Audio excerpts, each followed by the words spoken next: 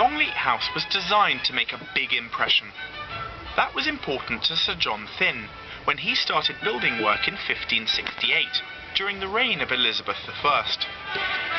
Today, Alexander Thynne, Lord Bath, is the 13th generation of his descendants to live here. In his memoirs, he's written about Sir John's architectural ambitions. It was a daring enterprise in that it set out to build something in a style that had never yet been ventured upon British soil. He was a member of the court. He was seeing his rivals starting on having grandiose buildings.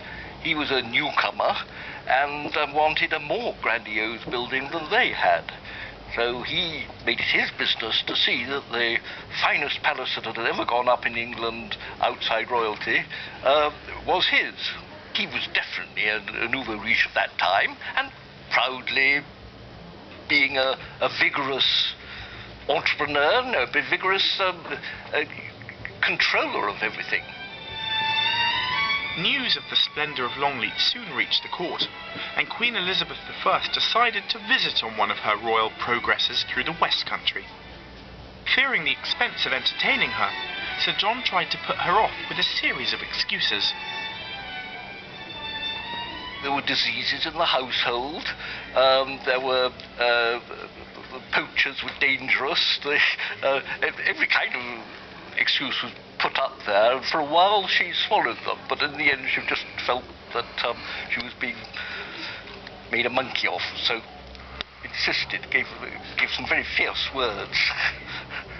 I think he probably knew from experience that if she felt things were too good, she might sort of say, well, you owe that to me. But she did get away in the end, and then was lavish in her praise for his preparations for the visit.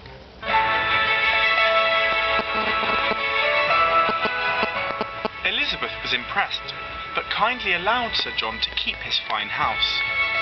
Through the centuries since, Longleat has continued to impress its many visitors, whether they be kings, queens, or experts on historic architecture, like Nick Molyneux from English Heritage. I always am excited arriving here. I think actually the arrival down the drive here is one of the great experiences of English country houses. The approach that the visitor has today, as you come over the hill, look down into this valley and see the house sitting there in this fantastic landscape. And then we remember that it's not an 18th century country house as you first think it is. It's actually 16th century, and it's a very, very grand house for its date.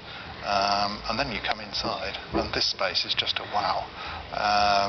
For me, the Great Hall is one of the great spaces of its period in England.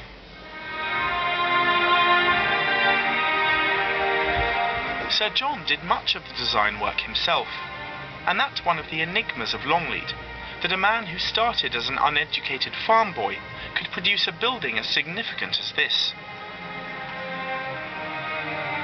So how do you rate Longleat amongst all the other European architecture that was going up? Well, for its period, it's one of the great houses of Europe, certainly one of the great houses of England. And of course, Sir John was employing some of the best stonemasons around. Although, as we know, he was quite keen to have his own hand in designing the place as well. The other thing he did was, one of the great features of the house is the fact it's got a symmetrical facade, which was a very new idea when he was here building. Yes, well, I like the way, though, that once you get up to the roof, that it so suddenly begins to get an originality that isn't in the other houses. Individualism creeps in. As we know, Lord Bath is particularly keen on individualism, so he's recently created a private terrace garden on the roof.